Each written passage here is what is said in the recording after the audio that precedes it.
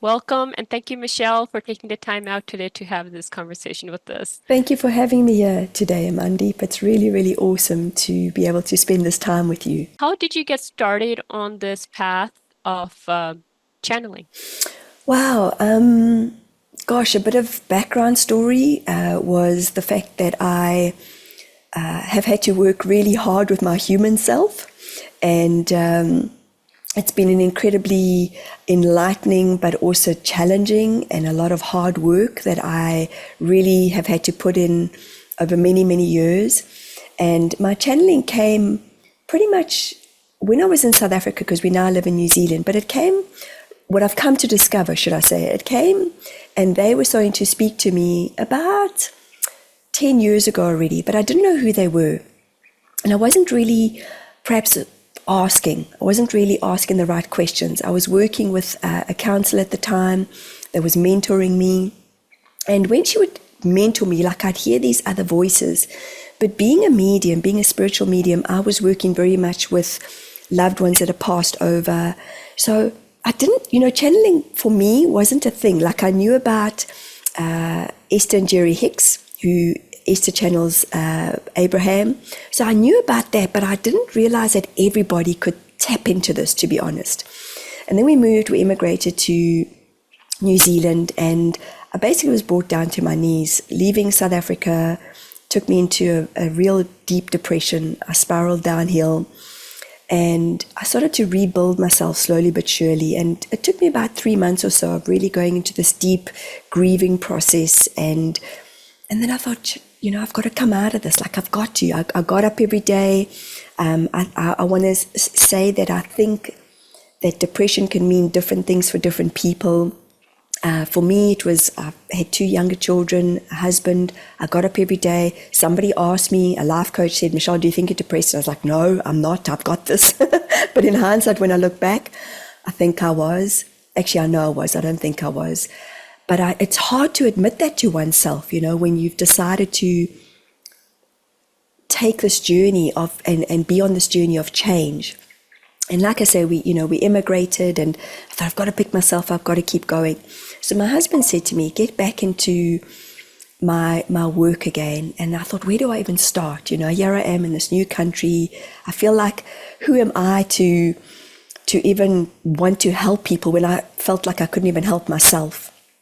And I slowly but surely went back into doing some body work. I learned a therapy called Dawn Therapy, and I started working with that. And then I started working with loved ones who had passed over. So I was building my confidence again. And as I was slowly but surely, I've always wanted to be working from a space of word of mouth. And I'm holding my heart, because that for me is kind of like when I work from here, it's word of mouth. People know that it's the feeling of the energy. And as people were coming into my therapy room, I started doing 8s on them. I started working more with healing, energy that was coming in. But I didn't ask questions. I wasn't like, well, who are you? Where's this coming from? It would just happen. Now I have a beautiful dog that came into our lives, a 3-legged dog, and she taught me so much about energy. She would pick up on the vibration, the energy of a client coming into my room. And her name, believe it or not, was Star. And she was an absolute star.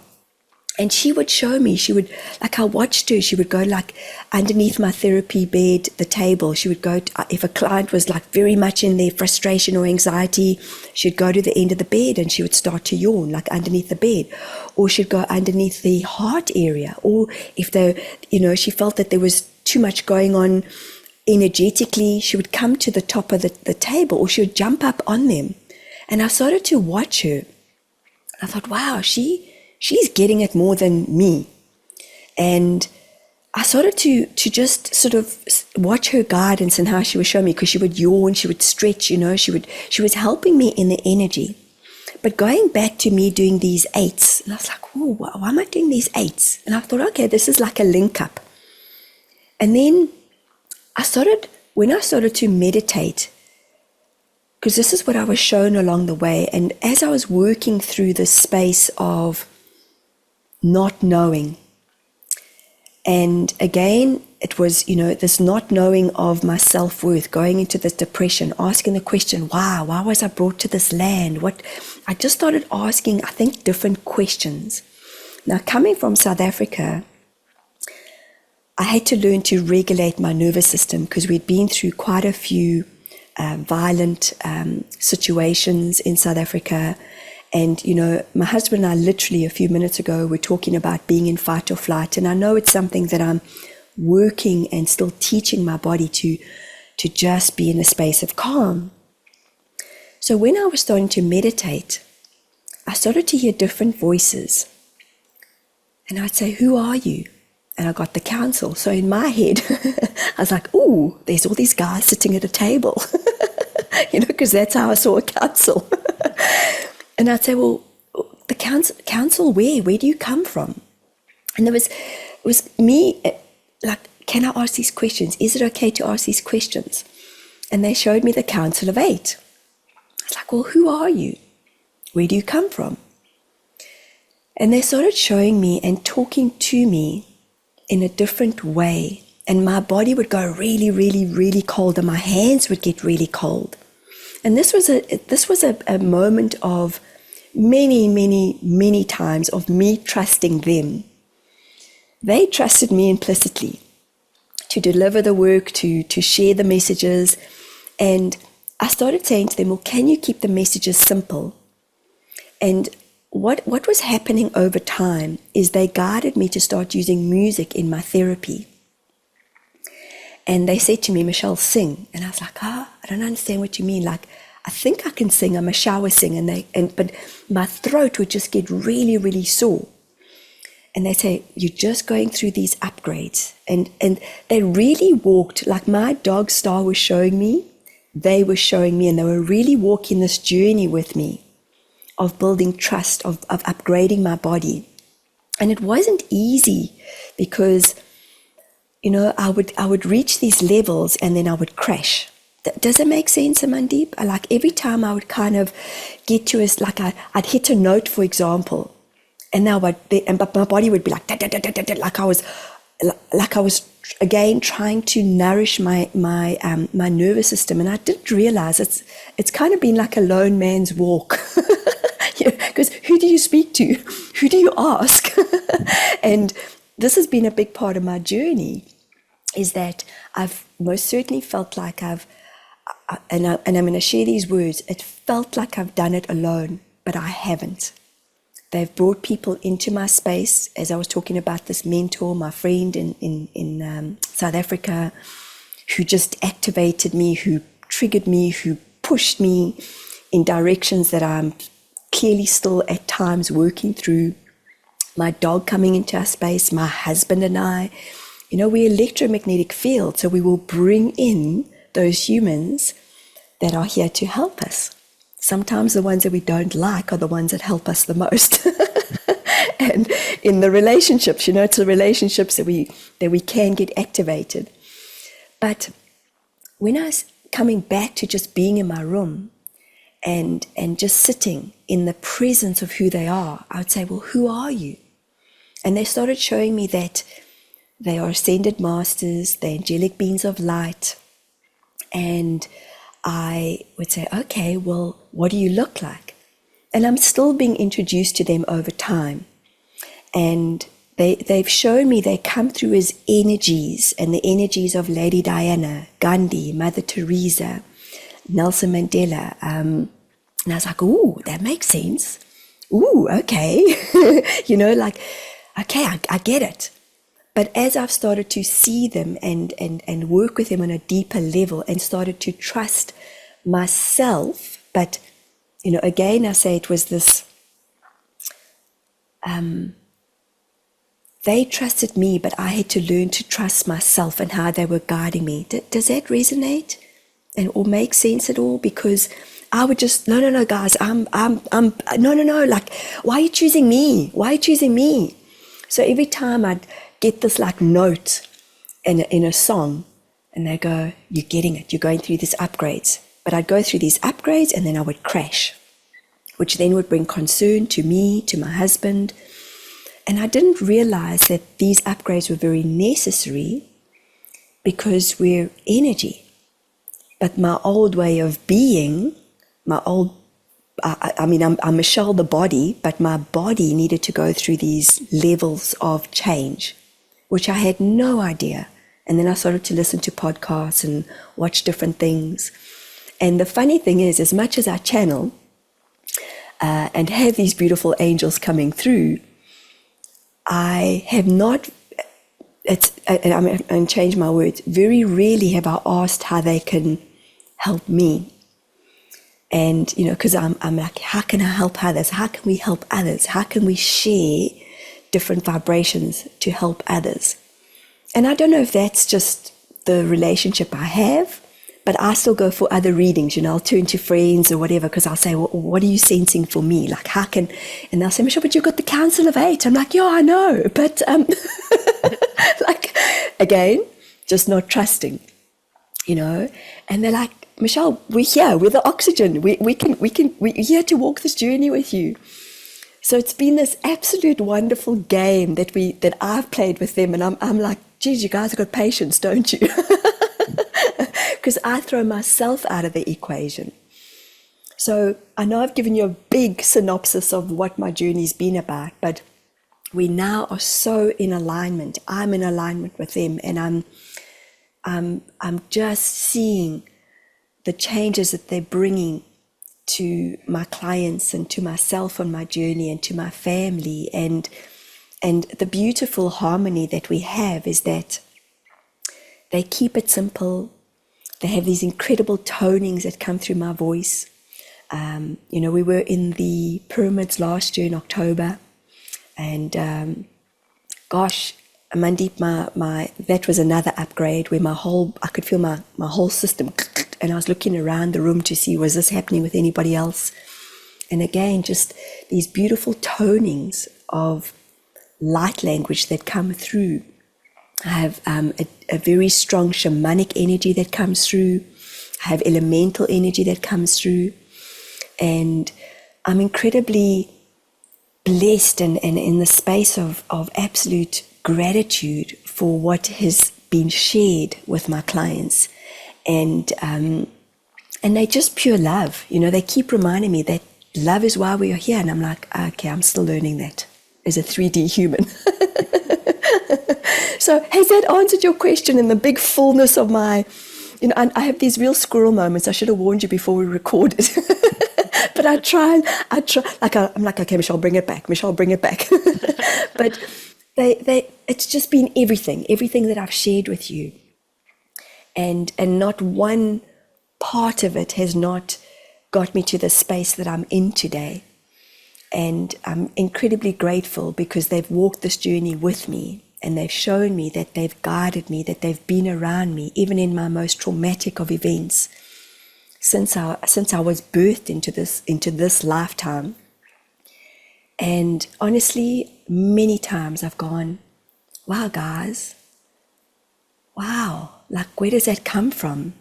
But it's in the resonance. It's in the resonance of their message, of their energy that comes through. I'll say to anybody, just feel it and feel what they have to share, what they have to say. But they share Akashic records. They share a wealth of wisdom.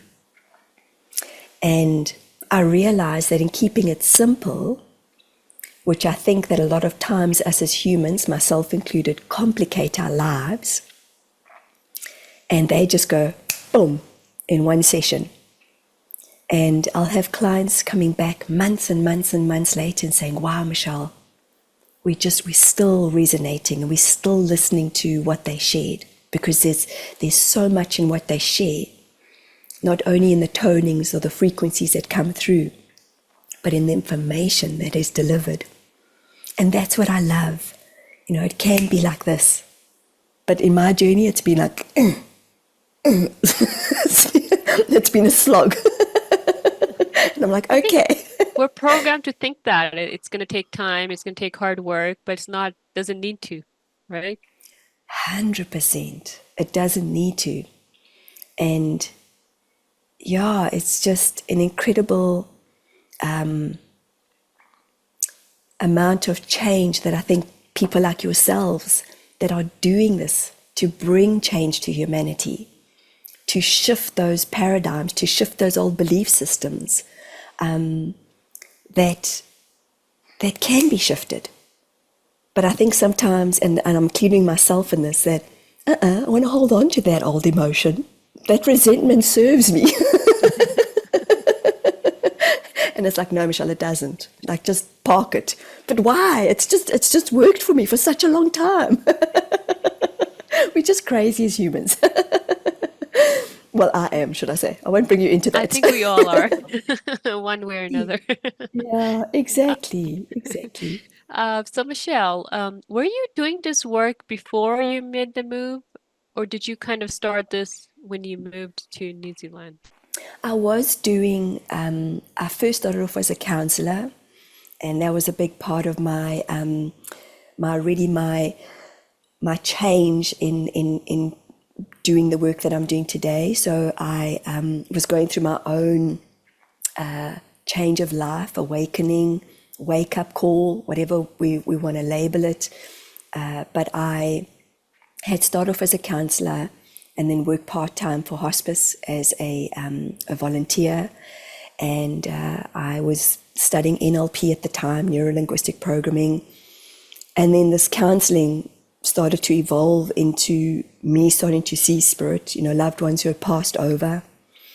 And excuse me. And then when we decided to come to New Zealand, like I said, when I look back, and I was noticing that that there was other energy that was playing itself out, but I wasn't asking the right questions.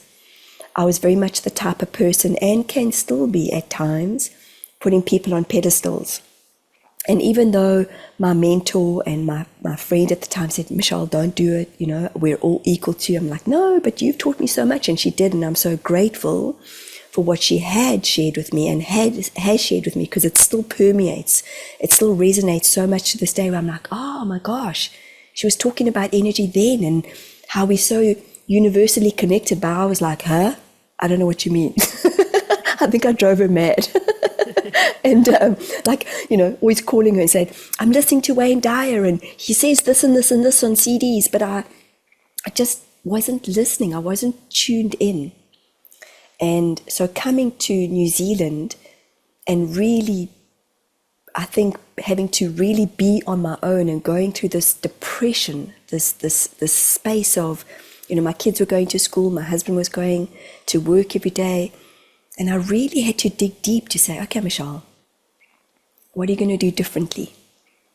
And like I say, it really felt like I was at the snail's pace, because I wanted it like this. Come on, let's get with the program. But slowly but surely, so I started off counseling once again in New Zealand, and then I started the messages again of connecting with loved ones who had passed over, which I still do. And slowly but surely, I started to connect with the Council of Eight, and I was questioning a lot. Like, I've gone through a lot of label changes. I've studied this course. Now this is what I am. I'm a certified this. And then, no, I'm going to do this course. Okay, now I'm certified this. and I am. I'm just like, oh my God, who am I? What am I supposed to be doing? The purpose, the good old, what is my life's purpose?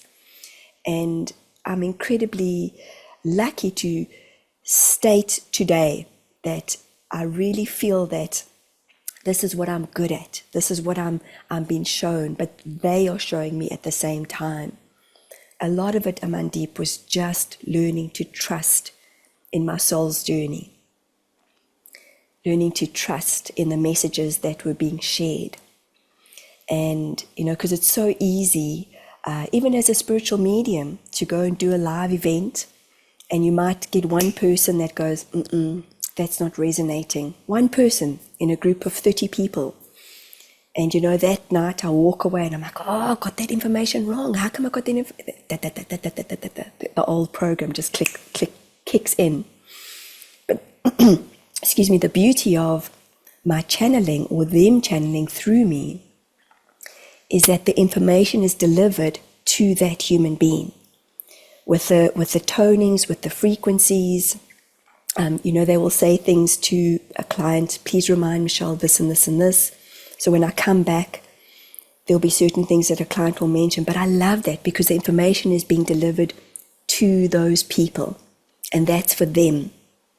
And because Michelle, that's here talking to you right now, steps aside, and when they come through, it's a different frequency. They speak differently. I can still, in the moments, because sometimes I'm like, oh my God, guys, that was amazing. Can I remember that? And then I come back, I'm like, oh my God, I didn't remember it. I just didn't. And I actually prefer that. So I remember snippets of the channeling, but it's been a big journey. It's been a big journey in the learning of the transformation. And coming to New Zealand was a massive part of that transformation of learning to go within inside of myself, learning to trust and learning to unfold and let go of what no longer served me. And for me, that I'm still learning that human experience of why we are here, why I'm here, and I don't know right now if it is a belief system that is playing itself out, that I'm still tapping into old emotions, but I know that things unfold as and how they're meant to. And so the learning for me has been, I'm a late bloomer. Like seriously. Like, okay, I'm sure they hang out and they're like, oh my God, okay, there she goes again with the negative programming. Alrighty, we'll just wait. All right, she'll get it. Hold it. Yep, she's got it. Like they've got such patience with me. And that's what I absolutely love. It's like, sometimes it's like those animated movies, Inside Out. Oh my gosh, I've only watched one, but two's come out in the last few months, but I highly recommend it because it's this little girl who's playing out these emotions, and I often think, I wonder if I think spirit are the same. Like I think our spirit teams are kind of like, okay, guys, you powerful. Come on, let's just come on. And honestly, if you watch Inside Out, you'll relate to, I think you'll relate to what I'm saying, where she's got these little emotions. Anger plays themselves out and sadness plays and these little voices in her head. And there's joy. Joy is always like, woo! But we need all these emotions. We need all these emotions at times to bring the healing, to bring the change, to let go of the denseness that our bodies hold on to. And that's most certainly been my experience with learning to channel. But what I want to share with anybody listening is that we can all do it. We are all connected. And, I know some people, and this has been a lesson for me, was I would compare myself to other mediums for a long time. Like, how come I don't remember when I was 4? How come I didn't get the messages? Well, I think I did, but there was a lot of cloudiness that was going on for me in my home life. And again, slowly but surely over time, I've come to learn that we all open as children. We just may not have had the opportunity or be allowed to be as open as what maybe others remember the openness to be. And it's not right or wrong, but we're defined by this black and white world that we live in. And I think that that's what we're learning to do, is we're learning to push through, we're learning to see through the veil. And I love how so many people are starting to channel, how so many people are connecting to loved ones who have passed over. And that for me is the essence of what we've always known to be true, but we might have shut it down based on how we've been raised. We all doubt ourselves, right? What steps can someone take to remove that doubt and listen to their inner GPS? Is there any tip you can give?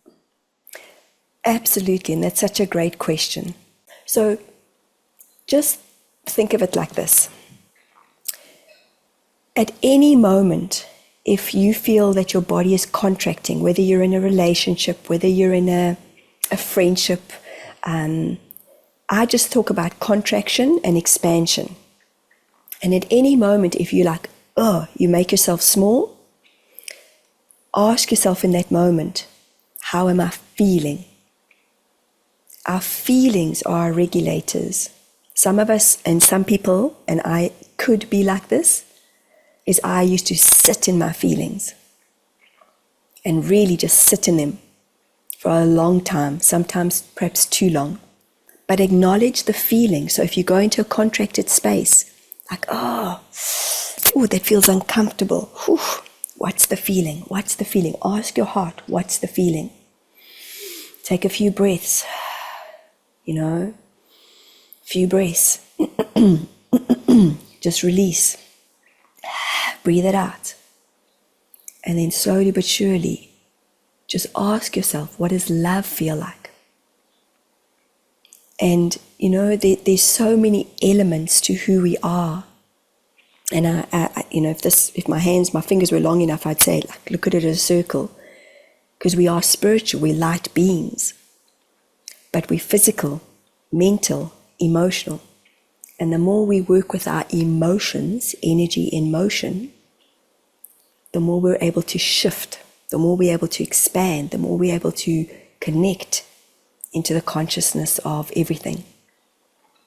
And if you're having a bad day, my go-to when I was depressed was I would just watch something simple like we were surrounded by mountains where we used to live in New Zealand when we first immigrated.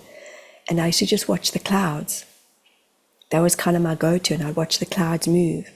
And then I was fortunate enough to watch my children come home on their little pedal scooters, and that would fill me up. So I started to look at one thing at a time. Besides acknowledging the emotions, what could I be grateful for?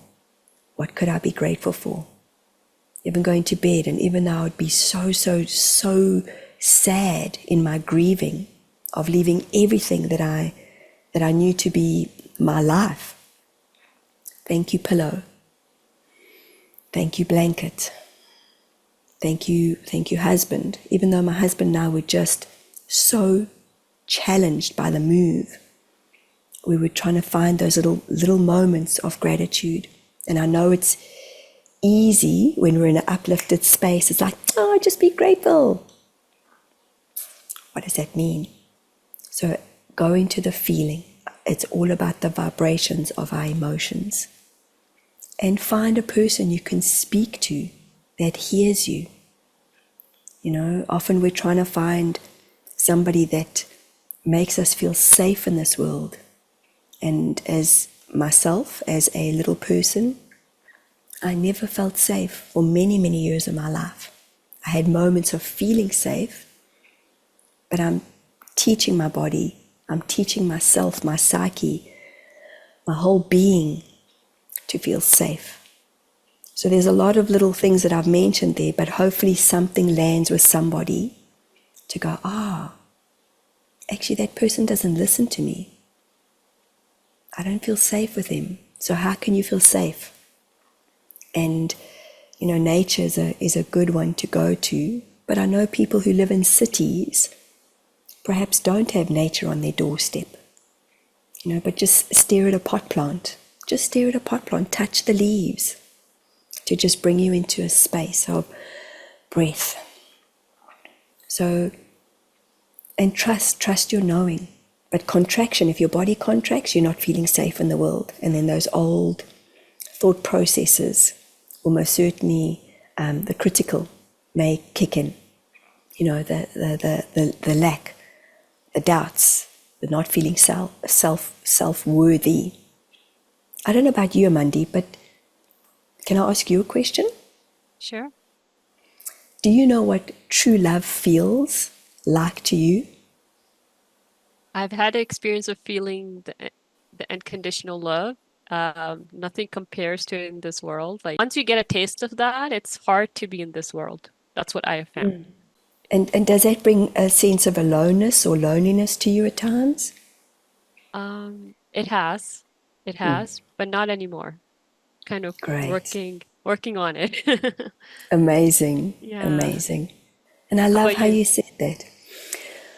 For sure, when I channel, I am absolutely in a space of grace. And I often joke or say to clients, I wish I could be there all the time, but I know that this is the learning, this is the playground that I'm learning these life lessons on. And that's why I was asking you about the sense of, aloneness or loneliness, because many times I've seen things or experienced things that didn't make sense to others.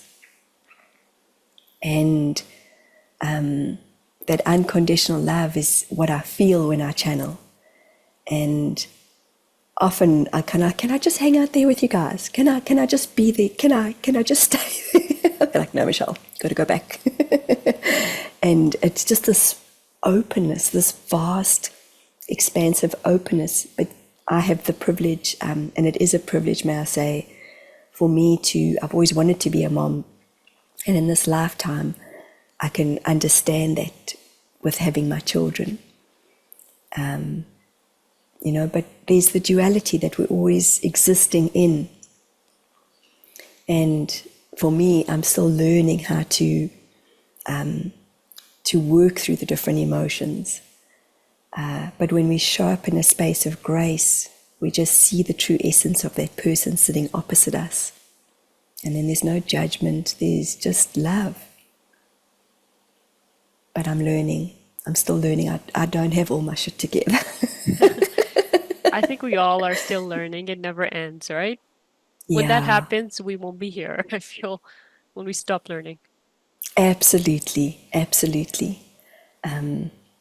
Well, I think maybe, yeah, when we maybe take our last breath, I often joke to myself, and that's the learning for me, is we've got to become lighter in ourselves, even on these journeys of being spiritual, being in the lights, being a light, or whatever the referencing is. But I've most certainly seen gaps sometimes, that people are wanting more. And it's like, oh my gosh, because we know that there's so many learnings out there. I'm learning about ufology at the moment, and it's like incredible. It's like, wow, what some people have seen and experienced is amazing. And I'm like, whoa, man, how did these guys create this? How did they see this? But that's their journey. And for me, it's just it's the learning of navigating this human experience and showing up in the best way we possibly can for ourselves and for those that we're all connected into this world with. And like you said, it's a learning. So I joke, when I have my last breath, I'm going to be, did I get it right, guys? Did I? Because I ain't coming back. You'll Like, definitely I'm be done. coming back. When you say that, you'll definitely be coming back. When you resist something, you will get it. Oh, I know, right? I used to say that Absolutely. I'm not coming back, but I know deep down I will be coming back, unfortunately. But Oh, I'm still really? I I I think it's going to be better next time around. I think our world is changing. It's going to be a little better place than it is right now. So I look forward to that. I think I'm already seeing it, with so many Even with all the humans that are, chaos. yeah, even with all the chaos. And I forgot to ask you, where do you live? Do you live in United Canada. States? You're in Canada. Canada, okay.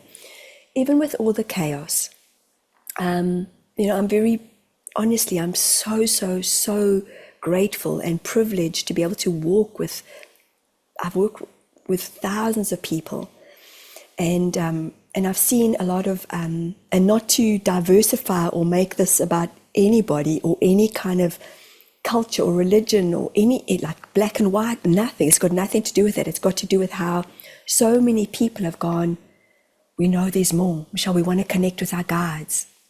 We want to do the work. And this chaos, from what I've seen, has most certainly brought so many people to the forefront of going, what do we want differently? surely this is not what we want anymore. And I know that in the United States that a lot of people are feeling there's a lot of stuff that's still happening. I mean, even, excuse Even me, Canada, yeah. even in Canada, I know I was quite surprised because I had this beautiful client wanting to send me something as a gift. And she said to me, and I hadn't gotten back to her on an email, and she sent me a message saying, "Oh, Michelle, I hope I'm not overstepping the mark with this privacy rule." And my heart went, oh my gosh, is this what this world is coming to, that we can't even send each other a letter or a gift, or, just in case, this over PC. And maybe it's the era in which I grew up in, where there were no seatbelts, and you just you just had to do what you had to do, You man. had four people sitting in the front, children on the 100%. laps, on the driver's seat, Exactly. Such freedom, parents smoking. And I remember driving in a car with a friend, and both her parents were smoking in the car, and the smoke was around, and there were no windows open, and my parents were smokers, and my dad still is. And you didn't know any difference, the trampolines that weren't enclosed with everything. And I just think to myself sometimes, I think that there's been this flip, and now we're kind of bringing it back to, okay, what is freedom? Because I know that's what a lot of us have been searching for and wanting. What does freedom feel like to everybody? What is the world that we're wanting to create? Well, I didn't know what freedom was until we had the lockdown in Canada. So I think it was a real taste of what privilege we had until the lockdown. Like it was a privilege to have freedom. For sure. Yeah. And the words that come to mind is even in the freedom, we were still shackled. Yes. We were being told what to do. So we had the freedom, but maybe it was a false sense of the illusion of what freedom felt like.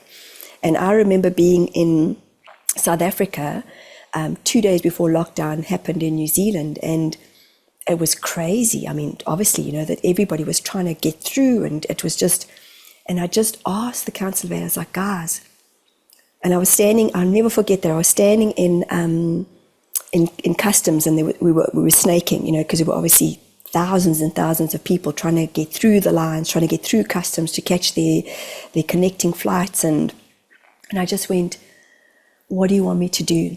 Because I was like, this is fear. This is huge. And they just said, smile. Smile at one person. And I'll never forget, I was reading a book called Awesomeness. I don't know if you've heard about it. It's about a woman who's spent time and worked with autistic children, and how, they just feel, they sense the vibration. And I was reading my book in the queue, and I thought, wow, this is just crazy. Okay, guys, what do you want me to smile? I was like, really? You want me to smile? Michelle, find one person that you can smile at. And then I was like, okay, I can do this. Alrighty. And you're like, okay, I'm not believing this, but I can do this. And one guy, we saw each other. And then we kind of connected with each other. And it became like a game, Like, okay, there's that one person. And we just smiled, and we acknowledged each other. And it just brought a calming to me. And there was, as we know, it was crazy times. But those crazy times, again, what I've noticed in the work that I do, it's brought so many humans to want to go within and say, who am I? What do I want to change with the intergenerational trauma? Because remember, we bring that in. What am I feeling? What is it that I want that's different? And that for me has been incredible to witness, where people are really digging deep and saying, okay, what is this about? What have we allowed for all the, and I mean, we're going back hundreds of years, Amandeep. It's not just like a click of the finger that it's been sort of in the last 10 years or so. And we've allowed these controlled systems. It's been great. Like, the next iPhone, the next computer, the next, let's click into that, and let's click, that algorithm, that works for me because I got more likes. Well, we didn't know we were being brainwashed. 100%. We just didn't know. And that's what I am sensing and seeing, is that so many people are going, No, no more. What does freedom feel like within? And we know that we're in challenging times, troubled times, but what the Council of Eight have shown and said many times, this has happened for humanity. And that's been the beauty of their messages, is they're here to help us bring the change, see the change in a different light, in a different way. Because we were just walking around with blinkers on, because we didn't know any different. But how incredible that we're able to, we know that wars have never won. It's never gotten us anywhere. No, anger has never gotten us anywhere. And I want to be specific in this again, I might offend people by saying this, but I want to speak my truth. Is that the spirituality, there's a lot of people in the spiritual world that are just la, la, la, la, la, and they're bypassing doing the human work. Well, I'm amazing, and da, da, da, da, da, da, da, da, and I'm connected, and it's like, yep. But what about doing the human work? Because this is what leaves the gap. So there's a term called spiritual bypassing. And I am choosing, would it be lovely to just be in that energy all the time? But sometimes I'm still working through moments of anger. I'm still working through moments of being frustrated, where I just look at people and I'm like, oh my God, okay, Michelle, stop. What's the feeling? Okay, I've brought it into my world because somebody's cut me off in traffic or somebody, I'm like, okay, there's the vibration. So for me, that's my learning, and we can bypass, like we have, the systems we've bypassed, or the systems have perhaps bypassed us, but there's sometimes still I want to say sometimes what I've noticed is we're just not here to be spiritual. We are spiritual, we are beings of light, but we're here to have the human experience. And I love what you said. And I was like, okay, Michelle, change your words. When you said to me, well, you're coming back. I'm like, oh, damn it, there's the feeling. What's the feeling? Frustration, resistance. Yep, she's right. There's the resistance. Okay. So thank you for that. But that for me is what's so important, is what human emotions are we playing out? What work are we doing in our human selves to show up differently in the world? So I have a question with that. So this is where I kind of have a hard time. So when we see something that's, say, injustice happening, should we act out on it, or are we just supposed to sit and meditate and, try to center ourselves? Because I always get confused with that. It's like, shouldn't we kind of step up and say, no, this is not how we want things to be. We want to change. Or do we just go within and try to balance or center ourselves? Gosh, that's a great question, and I don't have a specific answer for you. I can give you an example of what I'm noticing in my own world and in my own environment at the moment, if that would help. So, and this again is referencing the human experience in my life. So I grew up with a lot of confrontation, a lot of fighting. It's something that I am changing in my world, and there's still stuff I'm working through, finding my voice. But in our world at the moment, as an example, our rates and taxes have gone up. Inflation's gone up 4%, but our rates and taxes have been elevated to, I think it's 37 or 38%. So in New Zealand dollars, all of a sudden, we're now expected to pay extra $700 to $800 a year for our rates and taxes for nothing different. They're not giving us anything extra. They're not changing our lights outside. They're not doing anything different. So we still pay extra for dustbins to be collected. It's like, okay, well, what are we getting? So for me, it's again acknowledging the feeling, because I can feel it in my body. I can feel my body is like, oh man, But we can stand up in numbers, and we can stand up doing things differently. So we've connected, my husband's connected with another human being and another human being, and this is the connection of bringing the change in. So my husband is a truth speaker, and he's very good at looking at the bigger picture and seeing the bigger picture. And he too went through this real rapid, in these last few years, like massive, deep anger, depression, because he didn't like the world that we were living in. And it's now bringing change for him. And, we can fight, but that energy sometimes is necessary. So I'm just giving you a bigger picture of how I see it, but maybe not giving a specific answer. But what we're choosing to do is we're choosing to speak to our mayor, our local mayor. So we've sent him an email, and we've asked to have a minuted meeting with him. And this is where I believe people who are strategists, who are really good at delivering messages differently, can play that part. And because the mayors, our local guys, are here for us. That's what we've forgotten. We've forgotten that they are here for us, to be in service to us. But we've kind of just gone, it's okay, let them just do what they got to do. Let's do what they got to do. And we have the power of social media. But if you watch a post put out there about anger, it brings more anger. That's the energy behind it. But if you watch somebody who's empowered and perhaps wants to deliver a message differently, like I'm getting a monk, for example, I will listen to a monk. I'll be like, "Ooh, there's truth in what he's saying," because we live in a duality. But I'm the kind of person that coming back from the world that I've existed in for a long time, which is anger, I would rather work with one person and the next person and the next person to empower them to make a decision that's good for them. And that decision that's good for them might be the person who's going to address the mayor.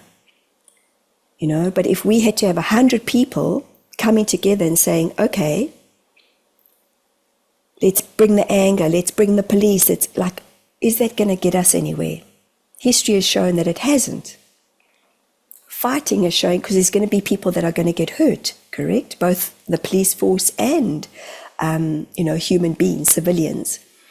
But there will be people that will play that part. And I'm not saying to anybody, don't. I'm saying, do what feels good for you. And I'm the kind of person that would meditate and want to bring change within the energy, and then want to work with one person at a time or a group of individuals to say, how can we speak up? How can we speak and find our truth? Because it will mean many different things to many different people. And I'm about the energy. How can we show how can we bring the energy? How can we bring light into the spaces of darkness? Because the dark has been there for a long time, hasn't it? And the dark has sucked us in. And all of these individuals, even the ones that are, and I'm not going to mention names. We all know, you guys, Canada was in lockdown for 5 months, wasn't it? It was locked down more than once, but it was, I think, Canada was the one that was had the longest lockdown. That's right. And I know very South strict. Africa, Yeah. 100%. South Africa did too. But there were a lot of South Africans who were just like, no, we're not abiding anymore. So they had to, and that's what I appreciate, is that in the law, there's lawlessness. Energy in, energy out. Where do you stand in terms of your truth? And we're all different. So some people play pivotal roles. Some of these people, even in the darkness, have played pivotal roles in order for us to wake up, in order for us to start going, nah, this doesn't feel right. Julian Assange, I think his name is, you get those individuals like the Lady Dianas, like the Nelson Mandelas, every now and again you get an individual that brings massive change for people to feel uplifted. And I don't have all the answers. I wish I did. I wish I could say, yep, the light's going to go whoop, whoop. We're just going to whoop, whoop, just bring the change. But, I can't begin to imagine how all those truckers and you guys must have felt in that massive time. I can't begin to imagine how so many humans, I lost my mom. I wasn't able to get back to South Africa because of our second lockdown, I think it was. I've even lost count, but this is the ripple effect, this is the energy. It's like a tsunami. Lockdown happened, but it's coming like, it's still unfolding. People are dying in many different ways. And I wish I could say to you that this is the magic trick, but the magic trick is us taking back our power inside of us. That's the way I see it when I'm meditating. That's what I'm shown by the council. They will say, love is what's going to pull us together. Love never drives us apart. Fear drives us apart. Anger drives us apart. Resentment drives us apart. But love is going to, and love is shown in many different ways. So my hope is that people are standing up differently, because when we're in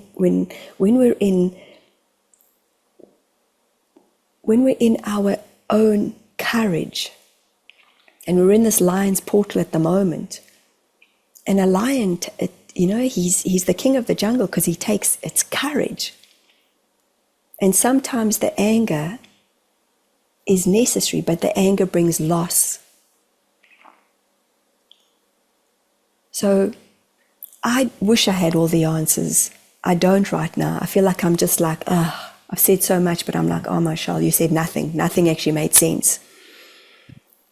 But I know for myself that my driving force in life is to help people forgive, to bring compassion in the forgiveness. And as we let go of the anger and the resentment and of our own self, of our own journeys, we are then having the driving force of love. And those activators, those people that have brought this massive change, I can't even begin to imagine how they must feel, Amandeep, if they even have a conscience. I hope they do. I hope that they stand back one day and go, wow, how did we manage to create this change? But everything is happening for us, and that's part of I think the hard place of being a human being is, how are we playing the game? Many of us are disabled. Many of us have lost our voices. I mean, isn't it symbolic that we all were masked? I mean, I look at the Olympics. Look at what happened in Tokyo, and how some people were... It just doesn't make sense to me. Like, a lot of it doesn't make sense to you, what's happening to this world? No. Can we make sense of it? I suppose that's why I'm just like, oh my God, like, Michelle, shut up, you've got no answer. I don't have the answers. I wish I did. But we've allowed this for eons. And the driving force behind my vision in life, or my purpose, is, how can I show up? How can I show up in a space of love and find forgiveness for those people that have brought such change? And the change hasn't been easy for many of us. We've all experienced loss, grieving, loss of jobs, loss of human life. And I choose not to look at the why anymore, because the why is like, why? And it keeps me outside of myself instead of being in a space of grace.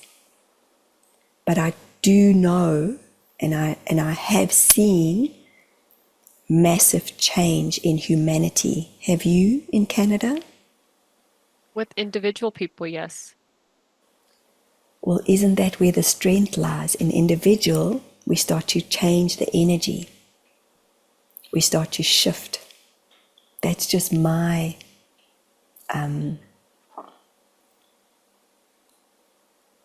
my vision in what I've seen.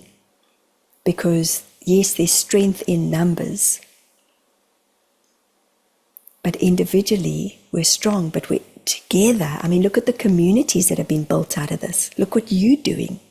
How incredible. You know, I honor you and admire you for bringing the change. You know, some people might find me incredibly boring. It's all our perception of what it is that we want for ourselves. And I know that I would love a life of just where we see one another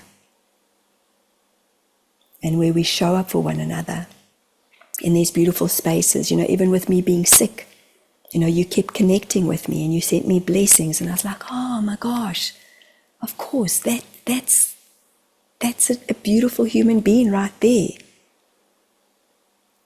So I don't know, I've said a lot and it might just be a whole bunch of flounder. But do any of us have the answers right now?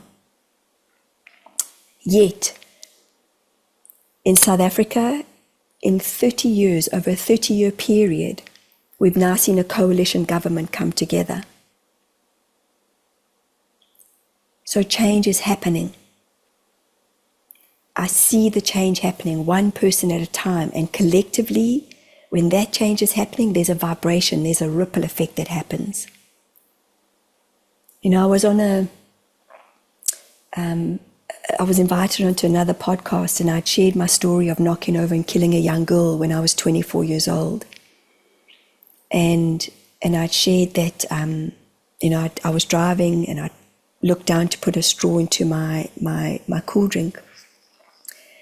And it changed my life forever. It's still something that I share and get teary about. Because I took a life. And it was a complete accident. And she's come to me in a hypnosis session. And I've said, I hope one day I can share this story without crying. But this young girl's mom had called me 2 months later to find out how I was doing. And her name was Mary. And I just thought, wow, what a beautiful human being to phone me and find out how I was doing after I had knocked her and killed her young daughter. And this was in 1998.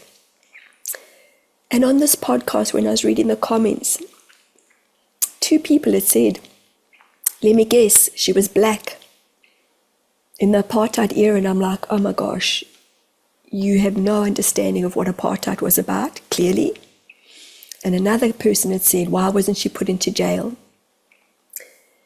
And the gift I got out of that was, I hadn't shared, you know, the whole, because obviously we're on a timeline, you know, I hadn't shared the whole basis of the story, but it was a 2-year in and out of court case, and I was acquitted. But my point being is that those 2 people, it had invoked something in them, and I thought, wow, is that what you took out of that? Wow. And it breaks my heart that there are such, you know, that there's still such anger out there. And that people can be mean. And I'm not wanting to make this story about me, but it does, it truly, truly breaks my heart that people are so judgmental. But that's the world that we live in currently. And when we can clear the fear of what we know of the old systems, I choose to live in a space of hope. And I'm talking so much today. I'm so sorry. No, it's okay. Journeys. And thank you for holding space for me. I used to get so annoyed with myself because I couldn't hold back my tears when I shared the story. And that's a part of the world that I am choosing to see and be a part of, is having a beautiful human like yourself say, it's okay. So thank you. Thank you for sharing your story. And like I haven't been through what you have gone through, but I've experienced hatefulness. But it's a different Sure. experience, but the lesson is kind of same. Like there's always going to be those people. There's always going to be haters. That's what I'm trying to say. You cannot Yes. please everybody in the world. No. And that's been a massive, big life lesson, I think, for a lot of us. And I'm sorry that you have experienced that hatred. That's part of, living in this world. And I'm not, I get disillusioned. Hearing that is just like, oh man, why do we have to, just because we have different cultures and different religions. My interpretation would be that you're bringing the change because they've learned that hatred somewhere, and they may not even realize that they are holding on to so much hatred and anger. But that's where the intergenerational trauma comes. And I honor you for being the change bringer. It can't be easy to be in your shoes and to experience that hatred. But sometimes the boundary is to say, I'm not going to play that game anymore. And, seeing them in, because this is part of, again, that kind of like that gap I was talking about, where we can be like, oh my God, let's send them love. But, oh my God, that love's just not being felt right now. It's like, how dare you, So for me, it's expressing that and getting it out the body so that you're not holding on to it within your cellular system. And within the way that you have been thinking. I'm not saying you specifically, I'm saying us as a collective. We know what hatred is about. Holy, we've experienced it for such a long time. But what I love is how plant medicine, the consciousness of plant medicine, is bringing such massive shifts to so many people, healings in ways that are not understood. And what happens? It's, the governments want to shut it down, because they've been led to live and to share and to shift and to feed us in the way that they have for such a long time. And we've just bought into the system. And now people like yourself are becoming that change, because you know that hatred doesn't get us anywhere. For me, my learning is learning to find the forgiveness, not only for others, but for myself in this journey. And that might sound like really weird, but when you have knocked over and killed a young girl, I just partied. I just went into partying and just drowning my sorrows. And so that was 1998, and I had a client this year, an in-person client, that her daughter was killed by a young girl that was texting. And she'd also been to I think she was going to a party, and this mom was so angry, and she's like, you will never understand. And I said, I will never understand what it feels like to lose a daughter, but I do understand what it's like to take a life. So I can't begin to imagine what this mother felt. And her anger was consuming her, because she was so angry because this young girl just went and partied, and the father was trying to delete the text messages, and it became a big legal case, I believe. But sitting with this mother and just holding her and saying, I'm so sorry what happened to you, but your anger towards this other young girl is it's hurting you, because I know what it feels like where you just lost. And I went to somebody suggested go and see a psychologist, and I did while I was on this holiday, partying my living lights out, because I just suppressed it. I'm going on holiday, and this is what I'm going to do, and I'm going with friends, and so I'm just going to suppress this. I've taken a life, but I'm just going to suppress this. And if you look at my unconscious, that's how I felt. I was like a chicken without a head and just running around like loosely. So I went to see a psychologist and she's like, here's your script, you know. And I said, I don't want to go into antidepressants because my nana was addicted to antidepressants. She had been in and out of psychiatric hospitals many times because she was so deeply, deeply, deeply traumatized. And then my mom was traumatized, and then I was traumatized, and it's just this family dysfunction that we come into this world with, including our Akashic records and our past lives. But this woman wasn't listening to me, this which we know a lot of the medical system doesn't listen. You know, they taught a specific way, but I say to clients, make peace, because sometimes if you have a broken leg, you may need a doctor to fix that leg. You can't hate the person who studied and has been in the system because they don't know any different, because sometimes they just don't know any different. And I walked out, I took the script and I walked out and I threw it away.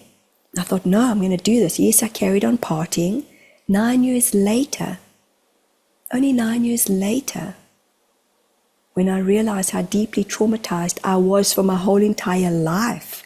You know, this was a wake-up call. I'd had a few massive, what you would have thought of as a wake-up call, but I just suppressed it because I didn't know any different. I just became more stressed and more dysfunctional, and you just don't know until you know. Is that an excuse? Maybe.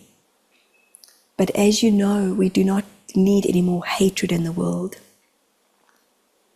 And that's part of what my hope is, and I'm setting the intention for anybody listening to this. You know, we take snippets, we take moments of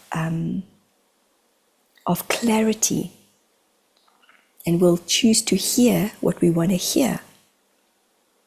And sometimes when I'm in a space and there's a lot going on in my world, in my business world, I'm not present. And then my husband will get annoyed with me, or my kids, and they, mom, because sometimes also when I'm out there in the field, which is a great place to be, you know, I have to ground myself. It's very important for me because I just pick up on the energies, and I'm like, la, la, la, la, la, la, you know. And is that an excuse? Maybe. I'm learning as I'm learning, and I ask for guidance. I ask my team, I ask the universe, hey guys, didn't get that right. I wasn't behaving in the way that I'd hoped in that moment as a mother, or in that moment as a wife, or in that moment as a friend. And for me, you know, we're all here.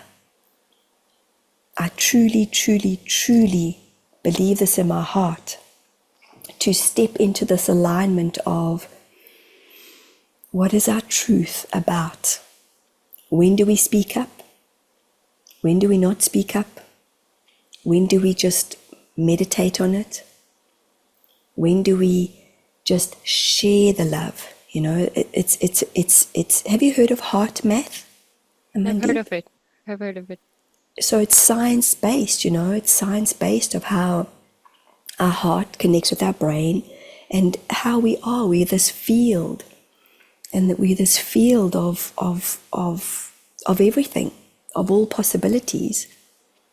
But this sometimes can trip us up a lot of the times. But when our heart feels, it feels. And the body doesn't know the difference between sad tears and happy tears. We know the difference between sadness and happiness. So, you know, it's how it lands with somebody. And I'm not by any means here to tell anybody how to live their life, because we all live it differently.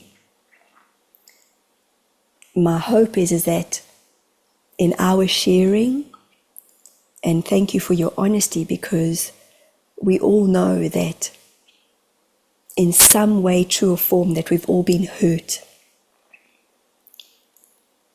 And when we hurt, sometimes we want to project that hurt. But when we can come into a space of grace and truly, truly, truly forgive those people and ourselves, that's for me what unconditional love feels like. When you can see those people, just like that wonderful mother picked up the phone. For years, I couldn't comprehend it. How does a mother that's lost her daughter pick up the phone to the person that's...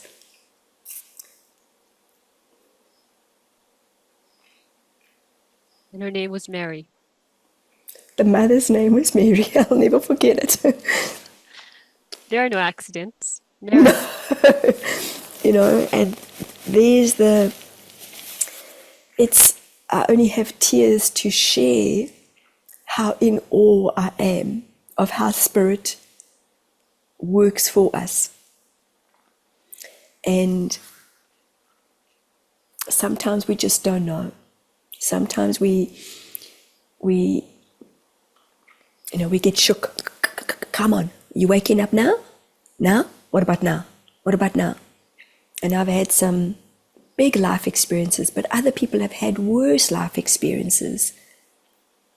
And they chose to wake up a lot earlier, perhaps, or they chose to do something different a lot earlier. And it's not a competition. I don't want to live in a world of competition. I choose to live in a world of just this, here we are, and here we are. And as the Council of Eight says, at the end they always say namaste. But we're bowing to ourselves, even though we're bowing to someone else. We're actually bowing, and I'm going to zip it. I feel like I'm just saying so much. Michelle, I just want to thank you so much again for your time, and thank you for sharing your story. I know many people are going to watch this, and this will help them. So thank you so much, Oh, for my just opening pleasure. up. Thank you. It takes a lot And to open up. It takes a lot to open up and share your story. It's not easy. But thank you so much. I really appreciate it. oh, my pleasure and my honor, and thank you for inviting me. And if I may just share with everybody, there's a beautiful book that's been launched with 14 co-authors from around the world called The Beings. And we're all sharing different experiences of people connecting. And you can pre-order it on Amazon at the moment, but it's literally going to be launched in the next 2 weeks. And when I'm reading these people's stories, I'm like, oh my God, like, wow. If it's just incredible how Spirit and how the extraterrestrials and how these different beings touch us and are here for us in many different ways. And, we've all got a story to share, Mandeep, all of us. And And if that's people what want to connect with you, where can they find Yes. you? They can find me on www.michellecarpenter.co.nz, and you're welcome to book in a session with the Council of Eight. I have a YouTube, Michelle Carpenter Medium. Please go and listen to their vibration, their resonance of their frequencies. I share other people's life stories. But over and above all, it's how we show up and share our stories in a beautiful space of holding space. So from me to you, thank you for inviting me. Thank you for having me here. And we're all in this together. And namaste. And namaste. We're all in this together. We're all in this together. So power to the people, man. Let's do this. Thanks, everybody.